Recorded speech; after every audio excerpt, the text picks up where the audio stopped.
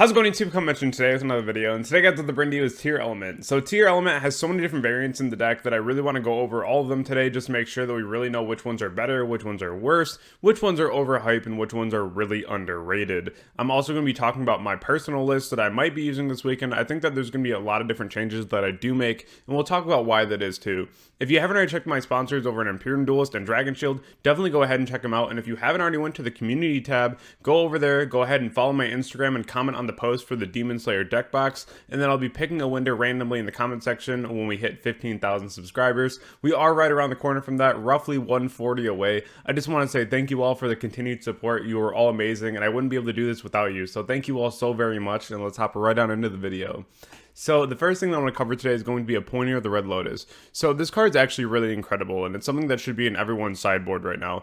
This is something that counters most side options because even Droplet right now feels fairly mid. A lot of people are using Dark Ruler, Spear Mode, Lava Golem, what have you, because a lot of times if you're playing against decks, even like Splate, where you have a lot of hand traps, it feels like you're just hand looping yourself, honestly, because the hand traps just feel so not really impactful. Whereas now when you have cards like this that can really go ahead and answer those powerful side cards, your engine can actually just take care of like Sprite versus getting blown out by like a Spear Mode or like a Lava Golem, right? So this is something where I definitely recommend that you go ahead and play this. The commons are still pretty inexpensive. The supers are getting up there, but definitely go ahead and pick up your playset because this is going to be very impactful moving forward. So the next thing that I want to cover today is going to be a really cool Mystic Mine out within the deck. A lot of people are really trying to tech in the Fusion Substitute, which is really nice because it's always treated as polymerization and you can search it with King of the Swamp. When it goes to the graveyard, you can go ahead and banish it to recycle Kit Close, and then it will trigger your field spell to then go ahead and pop the Mystic Mine, which is pretty cool and it's something that is a nice tech option. I just would rather play Poly because Fusion Substitute is only monsters you control and it's not monsters specifically in hand, so you're not also just allowed to make the Chimera. So that's why I dropped the Fusion Sub combo. I would rather just play like Harpy's Feather Duster as like a one-of instead of this, but it is something that people are doing, so I want to make you aware of that as an option. The next thing too is going to be talking about potentially the best variant of Tearlament right now, and I really do believe that it's probably Danger. I think that it's really cool that Nessie is also just an Aqua, so it has an amazing consistency with the deck, and also just being able to play such a small package with this too. You can play like 3 Nessie, 1 Mothman, 1 Jackalope, and that's essentially all you really need. There's also a card in the deck that I'm playing that I'll show you here at the end that I think is going to have a really cool synergy with this package as well. I think that this is just going to be the better one though, just because again, it's a lot of free draws. Even if you pitch like a Tearlament, there are some people now that are starting to play Bell. It's not really that good, but it's still pretty nice against things like Super Factorial. So there's definitely going to be a lot of people running different types of hand traps to see which ones are going to be the most impactful. I also like the fact that you don't lose to D-Barrier as hard if you're playing the Danger package, because you're allowing yourself to have multiple monsters that can go into things like Lynx. And then also if you're playing any kind of like Punk package, if you're playing any type of like the Hulk and Synchros and Tuners, you can also just go ahead and someone like Hulk, someone Nessie, someone like Jet, and go into like a Chaotic Ruler. So there's a lot of really cool ways that you can go about comboing with the Danger cards, and I think that it overall leads to a lot more versatility in the deck, and I think that's something that we definitely should look at. So the next one here is going to be what I feel is really overhyped. There's already a lot of people playing the branded Fusion variant, and I really don't love this. I know a lot of people already cut branded opening, which is correct, honestly. You just don't want to lose all this card advantage in your hand. But I really don't feel like it adds a whole lot to the deck because it also locks you into fusions. And so if you're playing this, you're probably playing Fusion Deployment as well. And then you're just losing really hard to side cards. And you're also, in my opinion, just losing really hard to cards like Anti-Spell even more so than you should be. I don't really feel like that's as good as the other variants, just because this also doesn't lead to a lot of card advantage in your hand, nor does Mirror Jade become threatening on the board particularly. I think that there's just other variants of the deck that just put out a lot more significant boards and a lot more interesting interactions where, like, let's say that you get like stopped and you're playing like the branded Fusion package, right? You're already locked into Fusion, so you have to pass on like no Xyz, no Lynx. If you're playing like the combo variant or even like Pure, you can at least go like Dweller, which is insane this next format.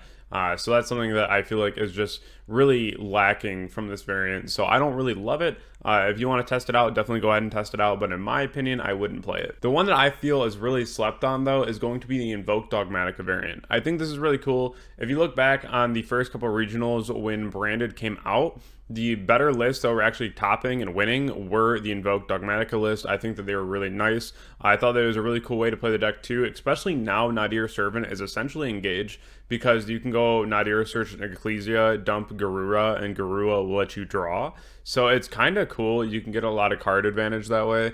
And also just you have a lot more options, because especially if you like open your invocation and you mill Alistair, it can lead to you having things like Makaba and the Kaliga on top of your fusions that you're already going to be making. So I think that that's really neat too.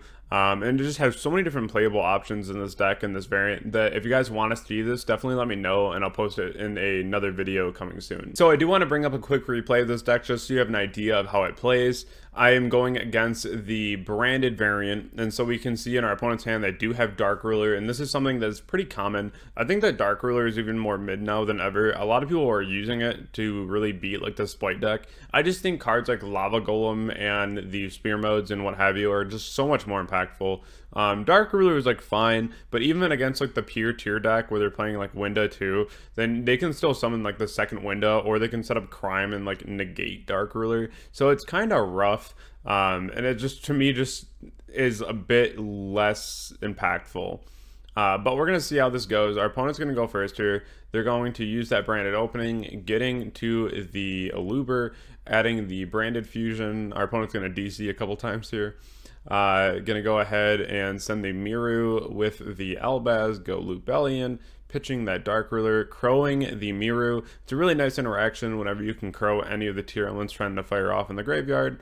And so here we're going to see our opponent with the Mirror Jade, the Aluber, going Rhino, and then we're going to trigger the Shaylin, swimming out that Kit now, getting the Salic, which is the Imperm, going for the...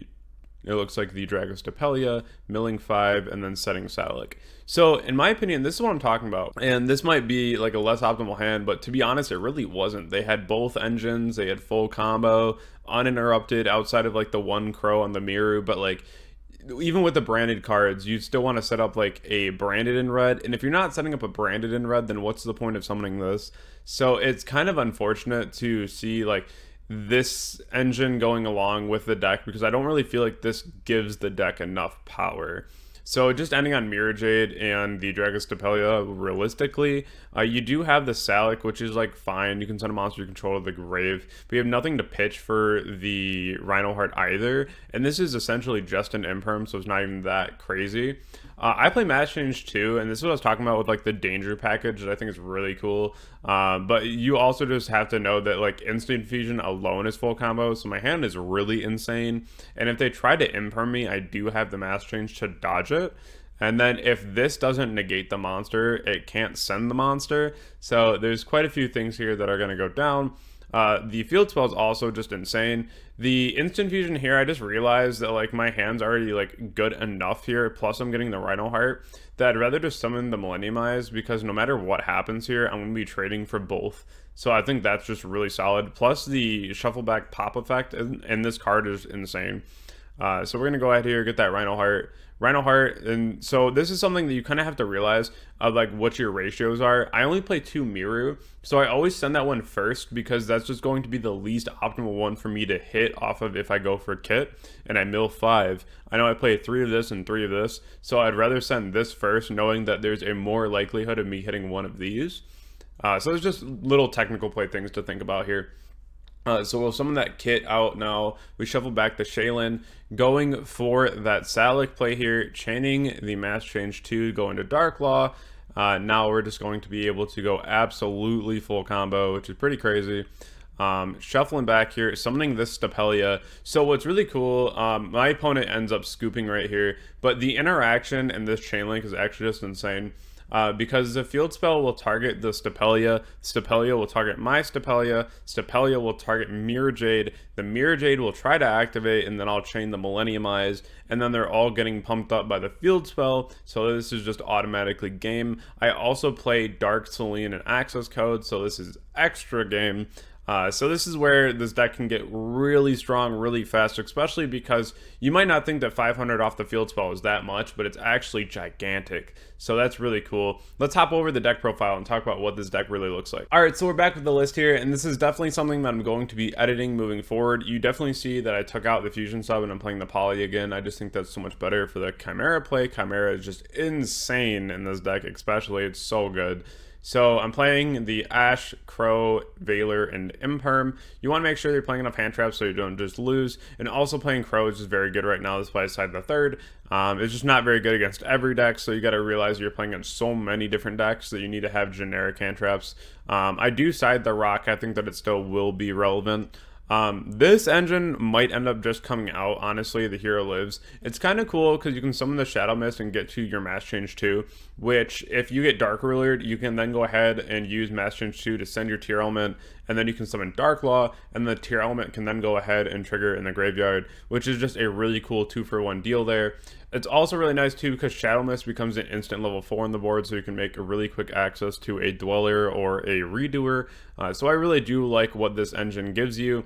If I do end up taking this engine out, it's going to be essentially 2 Nessie, 1 Jackalope, and then 1 Mothman, and then I'm probably going to keep in a Mass Change 2.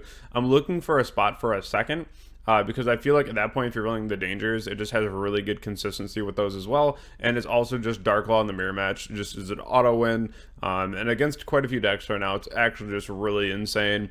So I like this card a lot. I think that's really cool too, where if you have Mass Change and your hand is like suboptimal, or if you like just have a Tearlament like Hoffness that like requires your opponent to do something, you can like normal it and then make it into like a Dark Law and then trigger it in the grave immediately. So there's a lot of really cool application behind Mass Change 2 in this deck that I like a lot.